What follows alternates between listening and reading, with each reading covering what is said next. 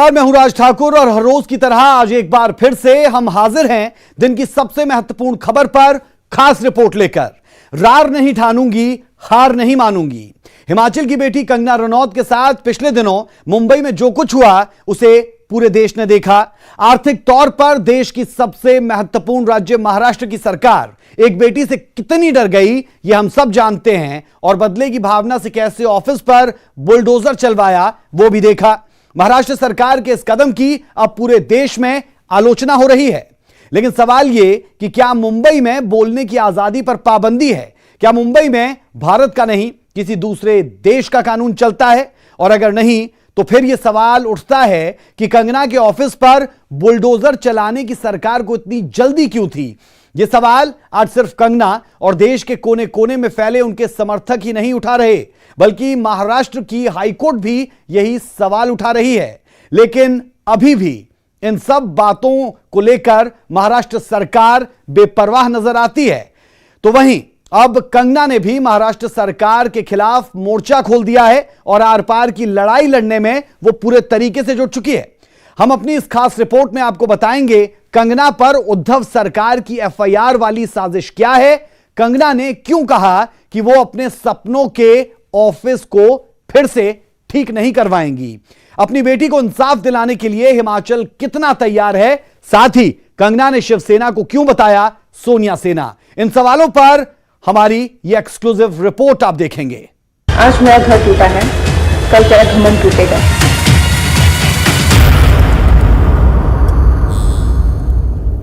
अभिनेत्री कंगना रनौत, जिसने अपने 15 सालों की मेहनत से मुंबई में अपनी पहचान बनाई, खुद का मकान खरीदा, ऑफिस बनाने का सपना पूरा किया, लेकिन शिवसेना की कंगना से लड़ाई में सब कुछ तिनके की तरह बिखर गया। जी हां, कंगना को जो शुरुआत के दिनों से जानते हैं वो मानते हैं कि कंगना वो नहीं जो किसी के दबाव में झुक जाए। एक छोटे से गांव से निकलकर कंगना ने अपने दम पर यह सब कुछ हासिल किया और अब सरकार के इशारे पर बुलडोजर चलाकर कंगना के दफ्तर को तोड़ दिया गया, लेकिन उनका हौसला कभी नहीं टूटेगा।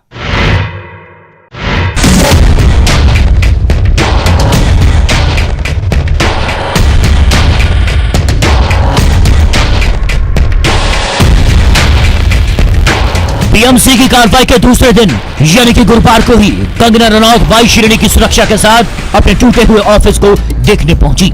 कंगना ने देखा कि कैसे सत्ता के लिए बोलने की सजा घरौंदे पर बुलडोजर चलाकर दी जाती है, कैसे एक बेटी के सपने को नाक की लड़ाई बनाकर महाराष्ट्र सरकार ने पूरे ऑफिस को तहस नहस कर दिया। लेकिन कंगना के चेहरे पर जरा गौर से देखे, ऑफिस पहुंचने पर कंगना ने मीडिया का ऐसे अभिवादन किया जैसे सब कुछ ठीक हो। कंगना अपने दफ्तर में करीब 15 मिनट तक रही। इस दौरान वो दफ्तर के कोने कोने में जाकर महाराष्ट्र सरकार के जुल्म और सितम का मुआयना करती रही। कंगना के साथ उनकी बहन और मैनेजर दोनों मौजूद थी। 9 सितंबर को बीएमसी ने करीब 2 घंटे तक इस ऑफिस में तोड़फोड़ की थी। 48 करोड़ की लागत से बने इस ऑफिस को अब फिर से बनाने की हिम्मत कंगना में नहीं है। अपने ट्वीट में कंगना लिखती हैं, दफ्तर को औरत के साहस की निशानी बनाकर रखूंगी। इसे दोबारा बनवाने के लिए पैसे नहीं हैं हमारे पास। अपने टूटे हुए दफ्तर से ही काम करूंगी।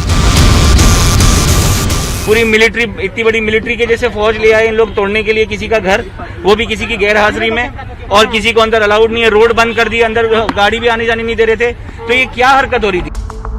जिस कंगना ने जमीन से उठकर आसमान तक का सफर तय किया, वो इतनी भोली भी नहीं है कि उन्हें इस बात का अंदाजा पहले से नहीं रहा होगा कि महाराष्ट्र में शिवसेना के खिलाफ बोलने की सजा क्या हो सकती है। लेकिन वो कंगना नहीं जो किसी की धमकी को, दबाव को में आकर चुप बैठ जाए। कंगना ने वही किया जो उन्हें ठीक लगा, और पिछले कुछ दिनों में एक के बाद एक ट्वीट और वीडियो शेयर कर कंगना ने साफ कर दिया कि महाराष्ट्र एक की नहीं है।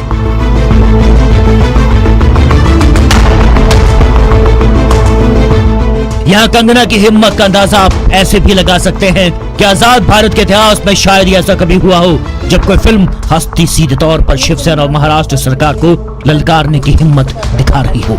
लेकिन कंगना अलग मिट्टी की बनी है और हर प्रहार का माकूल जवाब देना जानती है। इस बीच केंद्रीय मंत्री रामदास अठावले भी कंगना से उनके घर पर मिलने पहुंचे और कहा यह बदले की भावना से की गई कार्रवाई है, हमारी पार्टी कंगना के साथ है।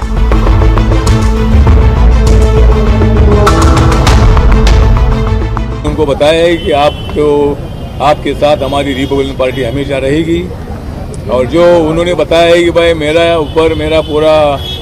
मेरा बहुत बड़ा अपमान हुआ है। मुंबई महानगर प्रशासन ने मेरा जो जनवरी में मैंने ऑफिस बनाया था, इतना अच्छा बनाया था, और अगर कोई 2-3 इंच अगर हमारा कोई बांधकाम बिल्डर ने ज़्यादा किया होगा, उसकी जानकारी मुझे बिल्कुल नहीं है, ऐसा उन्होंने बताया। और 2-3 इंच अगर वो बांधकाम ज़्यादा था तो मतलब वो तोड़ना चाहिए था। लेकिन अंदर का मेरा जो फर्नीचर है वो फर्नीचर भी पूरा तोड़ दिया है, पूरे जो वॉल थे वो भी तोड़ दिए हैं, और मेरा भारी नुकसान हुआ है। तो मुझे लगता है कि जानबूझकर इसी तरह उनको तकलीफ देने का काम हो रहा है। ऑफिस तोड़ने के बाद अब बीएमसी कंगना का घर तोड़ने की तैयारी में है और इसके लिए बीएमसी ने कोर्ट से इजाजत मांगी है। लेकिन बीएमसी के इस कार्रवाई पर कंगना ने पलटवार करते हुए कहा कि जिस बिल्डिंग में मैं रहती हूँ ये शरद पवार से ताल्लुक रखती है। हमने यह फ्लैट उनके पार्टनर से खरीदा है। ऐसे में अगर इस बिल्डिंग में कुछ गलत है तो इसके लिए वो जवाबदेही है, मैं नहीं। कंगना के इस बयान पर राकंपा अध्यक्ष शरद पवार ने तंज कसते हुए कहा, यह मेरी भी ख्वाहिश है कि कोई मेरे नाम पर इमारत लिख दे।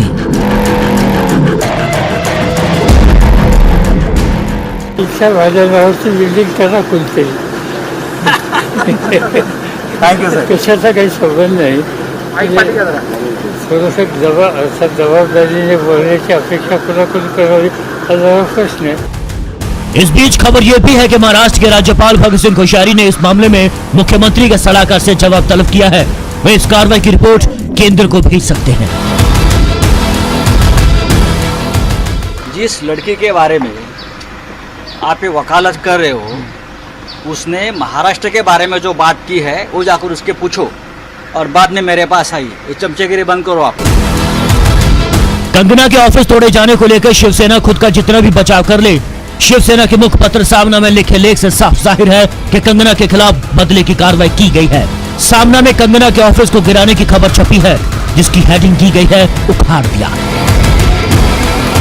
याद कीजिए कंगना के उस बयान को जिसमें उन्होंने शिवसेना को यह कहते हुए चैलेंज दिया था, मुंबई किसी एक व्यक्ति की नहीं है, मैं मुंबई आऊंगी, जिसे जो उखाड़ना है उखाड़ ले। और अब सामना में लिखा यह शब्द उखाड़ दिया साफ बताता है कि शिवसेना ने कंगना पर बदले की भावना से कार्रवाई की है। यहाँ यह भी याद रखिए कि सामना के संपादक संजय राउत ही हैं, जिससे कंगना की पंगेबाजी शुरू हुई थी। Bureau report, news 18।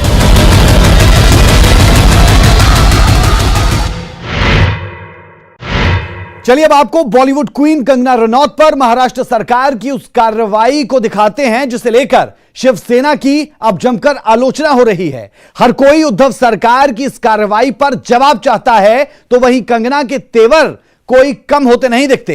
Kangana Ranaut अपने बयान और ट्वीट के जरिए उद्धव सरकार को आईना दिखा रही है। लेकिन सवाल यह कि कंगना से पंगा लेकर महाराष्ट्र सरकार को हासिल क्या हुआ? क्या देश की एक बेटी से महाराष्ट्र सरकार इतनी घबरा गई कि अब बदले की कार्रवाई कर उसकी जुबान को बंद करना चाहती है? यह रिपोर्ट देखिए।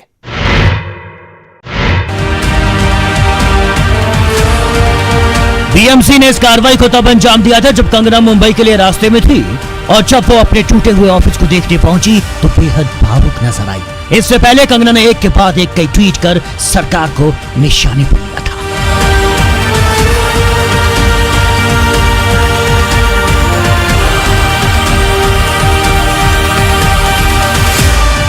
कंगना ने लिखा, मेरे घर पर कोई भी गलत कंस्ट्रक्शन नहीं है। साथ ही महाराष्ट्र सरकार ने भी कोविड-19 की वजह से किसी भी तरह के तोड़फोड़ पर 30 तारीख तक बैन लगाया हुआ है। बॉलीवुड को देखो फांसीवाद कैसा होता है।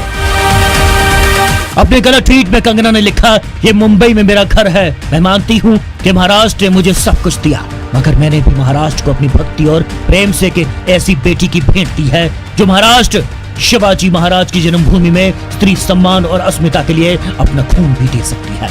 जय महाराष्ट्र। कंगना रनौत ने न केवल रानी लक्ष्मीबाई पर फिल्म बनाई बल्कि उनसे बहुत ज्यादा प्रभावित भी बताई जा रही हैं। यही वजह है कि जब भी कंगना खुद को किसी परेशानी में पाती हैं, रानी लक्ष्मीबाई को याद करना नहीं भूलती।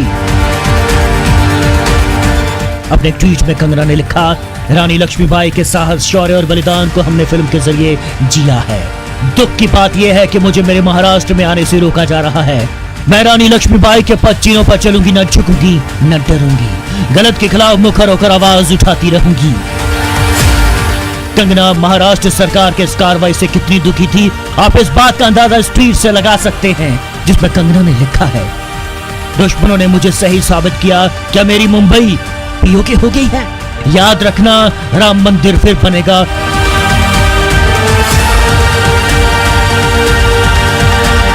बॉलीवुड की क्वीन शिव सैनिकों की धमकी के बावजूद सुरक्षित मुंबई पहुंचकर एक वीडियो जारी किया जिसमें कंगना ने उद्धव सरकार को साफ साफ आईना दिखा दिया।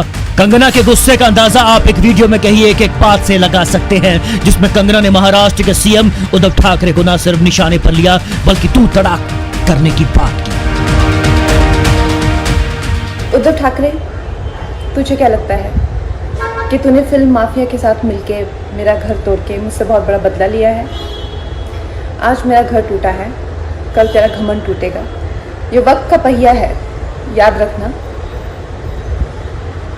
हमेशा एक जैसा नहीं रहता। और मुझे लगता है कि तुमने मुझ पर बहुत बड़ा एहसान किया है, क्योंकि मुझे पता तो था कि कश्मीरी पंडितों पे क्या बीती होगी। आज मैंने महसूस किया है और आज मैं इस देश को वचन देती हूँ कि मैं सिर्फ अयोध्या पे ही नहीं, कश्मीर पे भी एक फिल्म बनाऊंगी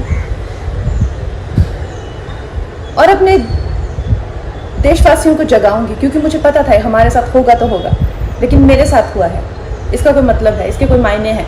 और उद्धव ठाकरे, ये जो क्रूरता और ये जो आतंक है, अच्छा हुआ ये मेरे साथ हुआ, क्योंकि इसके कुछ मायने हैं। जय हिंद, जय महाराष्ट्र। हालांकि अब कंगना के इस बयान पर शिकायत दर्ज करवाई जा चुकी है। कंगना के खिलाफ महाराष्ट्र सरकार ने खुन्नस को आप ऐसे समझ सकते हैं कि गृह मंत्री अनिल देशमुख के आदेश पर अब कंगना के खिलाफ ड्रग्स केस की जांच होगी। महाराष्ट्र सरकार ने मुंबई पुलिस को जांच का जिम्मा सौंप दिया है। हालांकि मजे की बात यह है कि शेखर सुमन के बेटे अध्यक्ष सुमन के जिस इंटरव्यू को आधार बनाकर सरकार ड्रग्स की जांच करने में जुटी है, उसे खुद अध्यक्ष सुमन ने हाथ जोड़कर पल्ला झाड़ लिया है। मेरा नाम फिर से ड्रैग किया जा रहा है एक ऐसे इंटरव्यू को लेकर जो मैंने 2016 में दिया था। मैं हाथ जोड़ता हूं आप सभी से कि प्लीज मुझे इसमें ना ड्रैग करें। जो मुझे कहना था वो मैंने 2016 में कह दिया था। तब मुझे और मेरे पूरे परिवार को नेशनल टेलीविजन पर रिडिक्यूल किया गया था और अब मैं उस बात को भूल चुका हूं, जिंदगी में आगे बढ़ चुका हूं। तो प्लीज मुझे अपने डार्क पास्ट में फिर मत लेकर जाइए। बता दें कि महाराष्ट्र सरकार के इस रवैये पर कंगना पहले ही कह चुकी हैं कि अगर उन पर ड्रग्स के आरोप सही साबित होते हैं तो वे मुंबई छोड़ने के लिए तैयार हैं। Bureau report, news 18। Bollywood queen Kangana Ranaut के ऑफिस पर महाराष्ट्र सरकार ने बदले की भावना से बुलडोजर क्या चलाया, महाराष्ट्र से लेकर हिमाचल तक में विरोध के सुर तेज हो गए। हिमाचल के सीएम जयराम ठाकुर ने महाराष्ट्र सरकार की इस कार्रवाई की कड़ी निंदा की, तो वहीं कांग्रेस भी अब अपने बचाव में साफ तौर पर उतरी। यह रिपोर्ट जरा आप देखें।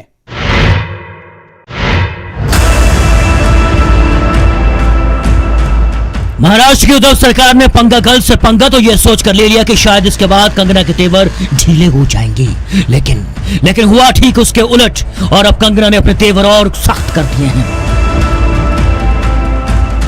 बॉलीवुड क्वीन ने एक के बाद एक ट्वीट कर उद्धव सरकार को आईना दिखाने की कोशिश की है।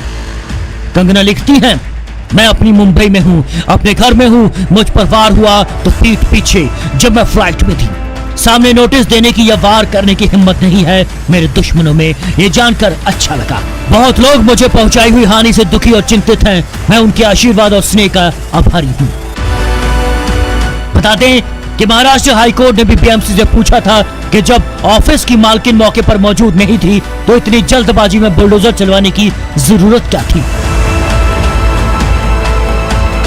कंगना ने एक और ट्वीट किया जिसमें उन्होंने लिखा है कि तुम्हारे पिता के अच्छे कर्म तुम्हें दौलत तो दे सकते हैं मगर सम्मान तुम्हें खुद कमाना पड़ता है।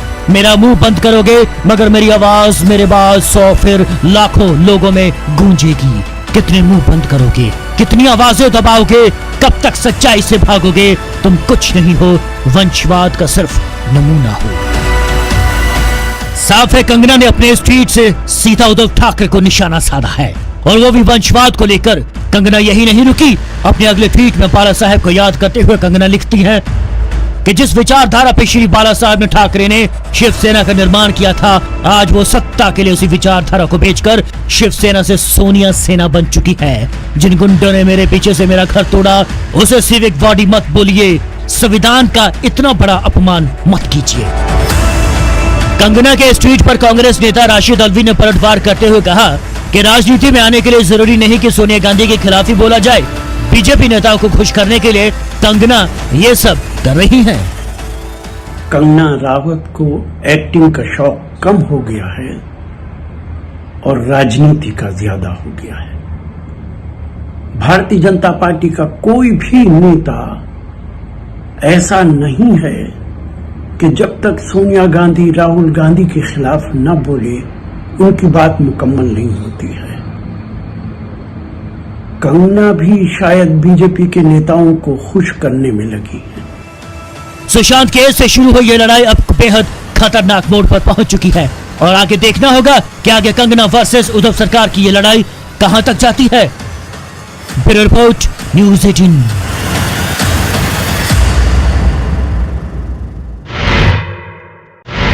महाराष्ट्र सरकार ने जब हिमाचल की बेटी के सपनों पर हथौड़ा चलाया तो न सिर्फ प्रदेश में बल्कि पूरे देश का गुस्सा महाराष्ट्र सरकार पर फूट पड़ा। हिमाचल बीजेपी सिग्नेचर कैंपेन चलाकर और प्रदर्शन कर महाराष्ट्र सरकार को आईना दिखा रही है। मुंबई में जब हिमाचल की बेटी का मंदिर टूटा तो देवभूमि में सियासत भी उबल गई। शिमला में बीजेपी ने कांग्रेस के खिलाफ मोर्चा खोल दिया और जमकर कंगना के फेवर में प्रदर्शन करने लगे। बीजेपी के आईटी सेल की ओर से एक सिग्नेचर कैंपेन चलाया गया जिसमें बीजेपी अध्यक्ष सुरेश कश्यप ने भी साइन कर कंगना का समर्थन किया।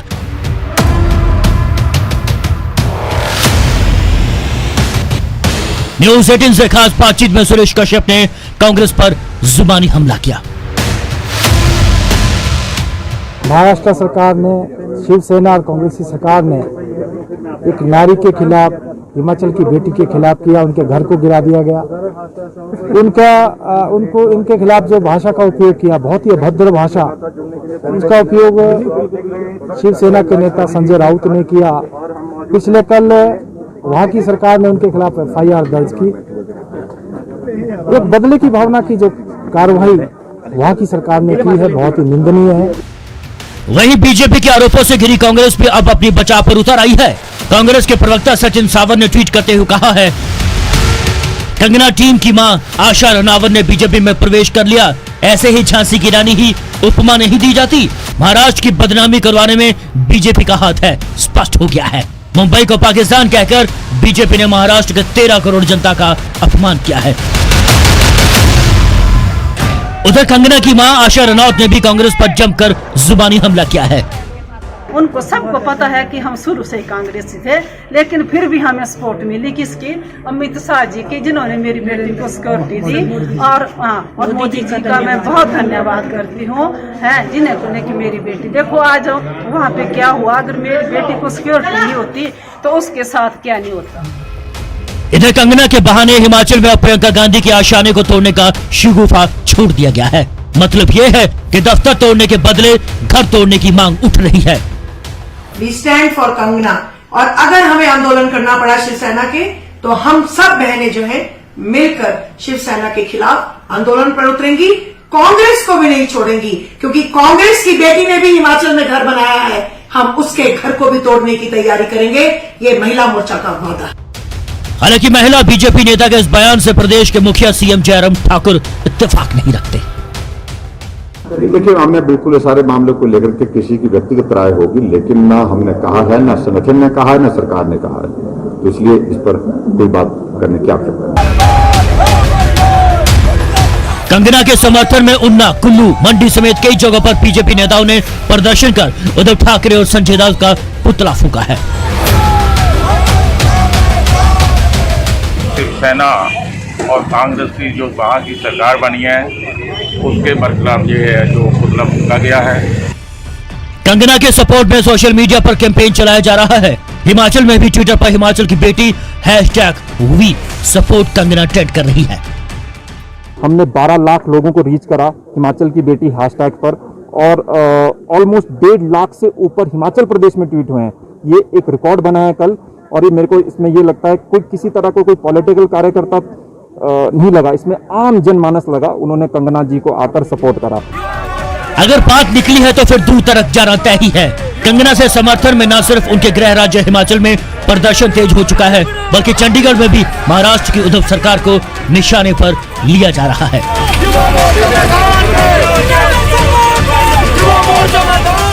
मेरा ये प्रश्न है कि क्या आज तक बीएमसी की हिस्ट्री में 24 घंटे का नोटिस देके क्या आपने कभी किसी का घर तोड़ा है?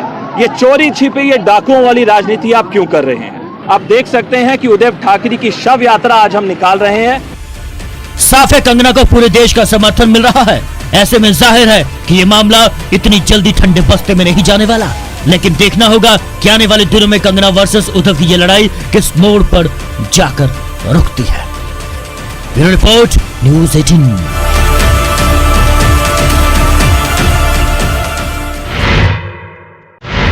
तो हिमाचल से लेकर मुंबई में कंगना के इस मामले को लेकर आर पार की स्थिति नजर आती है, और यह मामला कहां पर जाकर रुकेगा इसका इंतजार भी रहेगा। लेकिन कंगना के साथ पूरा देश और खास तौर पर हिमाचल नजर आता है। हमारी इस खास पेशकश में अभी के लिए इतना ही, लेकिन खबरों का फुल डोज आपको मिलता रहेगा न्यूज़ 18 पंजाब हरियाणा हिमाचल पर। इजाजत दें, नमस्कार।